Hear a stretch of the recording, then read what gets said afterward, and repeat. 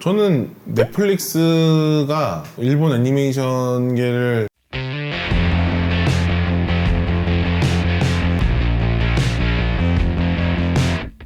딴소리인데 네. 제가 시로바코 극장판을 네네네. 봤었는데 그 극장판 프로듀서들끼리 나중에 인터뷰하는 내용 중에 네. 뭐만 하면 다 이세계물 원작 애니다 이렇게 생각을 하는데 오히려 현장에서 일하시는 분들이 생각하는데 요즘은 좋은 원작을 구하기가 힘들다. 그래서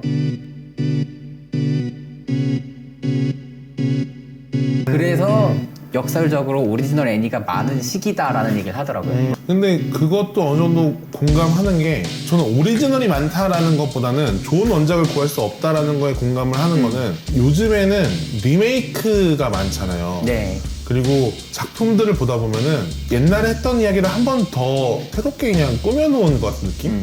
그런 게 들 때가 있어요. 하이큐 같은 경우에도 재밌게 봤거든요. 배구가 이렇게 재밌을 수 있구나 이러면서 보긴 했지만 그런 인물 관계나 아니면 거기서 나오는 약간 경기의 진행 방식이나 여러 가지 틀을 놓고 봤을 때 슬램덩크가 없었다면 이 작품이 나올 수 있었을까?에 대한 의문은 사실 있긴 있어요. 그 네, 스토리텔링 방식이나 네, 네, 인물 네. 구도 같은 네, 것들이 네, 네. 기존 스포츠물에서 나왔던 문법들이 많이 영향이 보인다. 그쵸. 그러니까 뭐 주술회전 같은 경우에도 헌터헌터나 네. 뭐 이런 작품에서 영향을 받은 것들이 많이 보이고 있고 그쵸. 블리치 같은 거에서 영향을 받은 것도 있고 그런 것들이 보이는 이유는 어쨌든 선대에 나온 애니메이션이나 만화책들이 분명히 어느 정도 뒷세대들한테 영향을 줄 만큼 강렬했다는 뜻도 있지만 새로운 세대들이 그걸 엎을 만큼의 오리지널리티가 있는 그런 작품을 못 만들어내고 있다는 것도 되는 거거든요. 그래서 그런 부분들이 되게 아쉬운 것 같아요. 그러니까 저는 좀 그런 마인드가 있어요. 사람은 경험치를 축적해서 새로운 거를 계속 끊임없이 내놓을 수 있는 존재라고 보거든요. 네. 그래서 저희 윗세대가 봤던 애니메이션들은 우리가 흔히 아는 이제 기동전사 건담이나 은하철도 999나 이런 작품들이 갖고 있는 그런 바이브가 있잖아요. 네. 그런 걸 봤기 때문에 그거를 뛰어넘을 수 있는 작품들을 만들어낼 수 있었고 그런 거를 만들어낸 게 이제 뭐 에반게리온이나 이런 거라고 한다면 저희 세대 때는 그런 양질의 버블 경제나 이런 때의 영향으로 나왔던 좋은 퀄리티의 애니메이션들을 보고 자랐기 때문에 그걸 뛰어넘는 애니메이션들을 이제 우리 세대에서 만들 수 있어야 된다고 보는데 오히려 너무 뭐 양분이 과했던 것인지 그거를 뛰어넘는 걸 못 만들어내고 복제하는 느낌도 없지 않아 있다라는 생각이 들어요.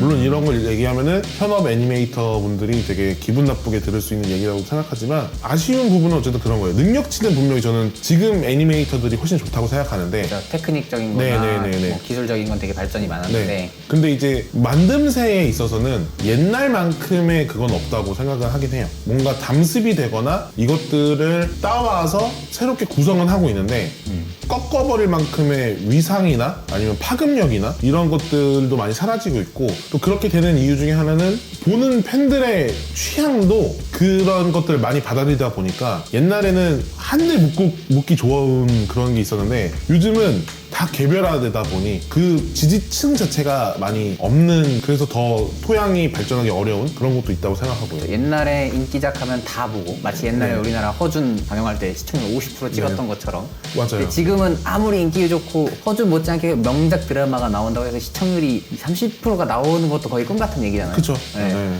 그런 것처럼 지금 자체가 워낙 다 개별화돼 있고 다원화된 시대다 보니까 한 작품이 끼칠 수 있는 파급력도 한계가 있고 네. 어떻게 보면 선택과 집중을 하려고 하는 것도 있는 것 같아요. 어차피 우리가 예전처럼 모든 사람이 다 보는 작품 만들 수 있는 거 아니니까 우리는 딱 요거 좋아하는 사람만 노리자 해서 요거에 좀 특화된 컨텐츠가 나오고 그게 어떻게 보면 소위 말하는 더 오타쿠스러운 컨텐츠가 발전하게 된 이유가 된 게 아닌가. 그렇죠. 그리고 입맛이 올라갔다고 해야 되나?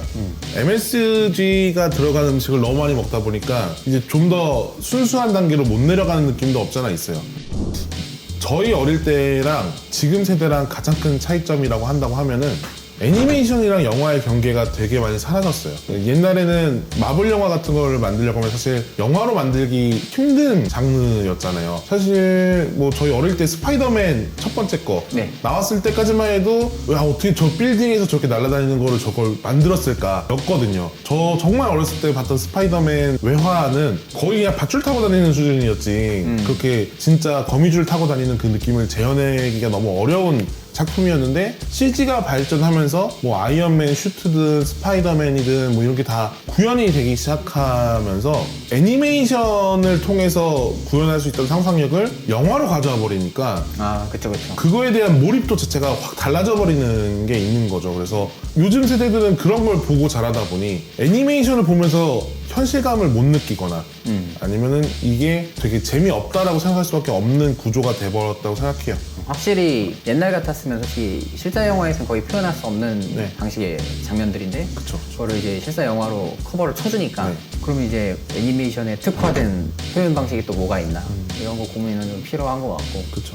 뭐 사람들이 3D가 아무리 발전해도 2D 애니메이션은 사라지지 않을 거다 네. 라고는 얘기하지만 사라지진 않겠죠. 근데 보는 사람은 줄겠죠. 그리고 그런 산업 전체가 변화하면은 없어지진 않더라도 저는 도태는 될 거라고 생각을 하거든요. 최근에 길티 기어 같은 게임을 하면서도 많이 느끼는 거고 다이나지돈 보면서도 많이 느낀 거지만 3D의 영역이 이제 많이 근접한 것 같아요. 2D에. 2D에. 예, 그리고 무엇보다 제일 충격 아닌 충격은 비스타즈 같은 거 보면서도 느낀 거지만 2D의 느낌을 다 재현할 수가 있고 그 손맛을 따라갈 수 없는 부분이 분명히 아직까지 존재하긴 하지만 나중에 가면은 사람들이 과연 이거는 막 손으로 그린 그 느낌이네 이런 걸 즐길까 아니면은 그냥 봤을 때도 퀄리티 높은 영상을 즐길까라는 생각에서는 퀄리티 높은 영상으로 가는 게 맞지 않을까.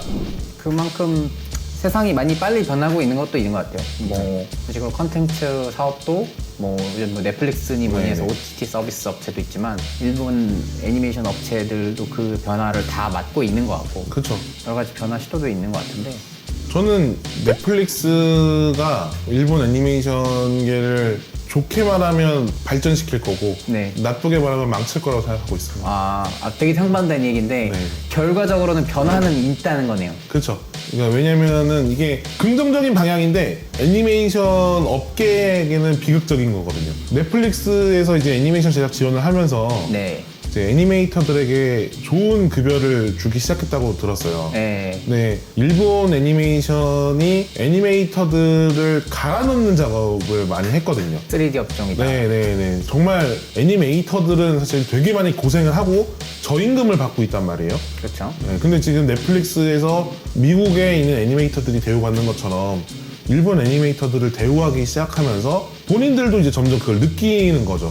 내가 대우받을 걸 대우받지 못하고 일을 했네? 라는 생각이 업계 전반으로 돌고 만약에 지금 제작되는 애니메이션 방식처럼 저임금으로 애니메이터를 갈아넣는 방식을 애니메이터들이 보이콧하는 수준까지만 가면 엄청 크게 변화가 있을 거라고 생각해요.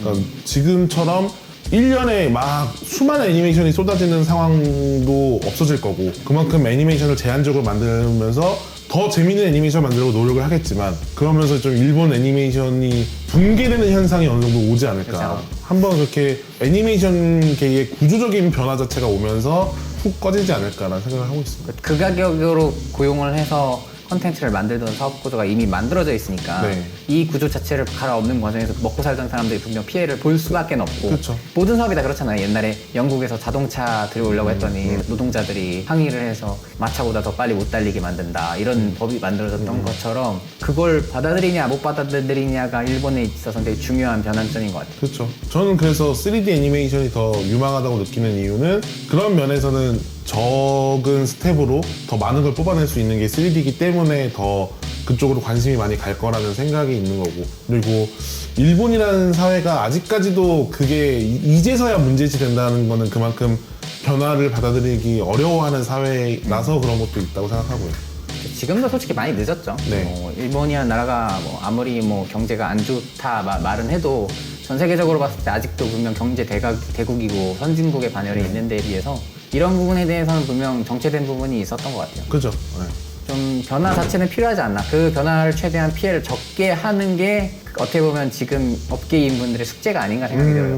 바뀔 건 바뀌더라도 최소한 피해를 줄이자. 그래서 그 버블 경제 시대 때 같은 애니메이션은 앞으로도 없을 거라고 생각하는 게 결과물만 놓고 봤을 때 네네. 대단한 작품이지 그 과정이 아름답냐 하면 아닌 그쵸. 것도 많으니까. 그쵸. 네. 그런 거는 힘들지 않나. 헐리우드 영화만큼 제작비가 들어가야 나올 수 있는 게 아닌가. 네, 그런 생각을 하고 있습니다. 또 요즘 중국에서 일본 오타쿠 컬처에 약간 빠져있는 덕후분들이 모바일 게임 같은 것도 내고 하면서 약간 맞아요. 중국 덕후들이 떠오르는 덕후들이잖아요. 양덕과 함께. 근데 지금 일본이 자기네들이 만들고 있는 컨텐츠를 다른 나라에서 소비해주는 게 아니라 얼마든지 다른 나라에서 만든 컨텐츠가 일본에도 소비를 될 수 있다는 걸 이미 보여주고 있기 때문에 도전받는 입장이 아닌가 이제는 네. 그런 생각도 듭니다.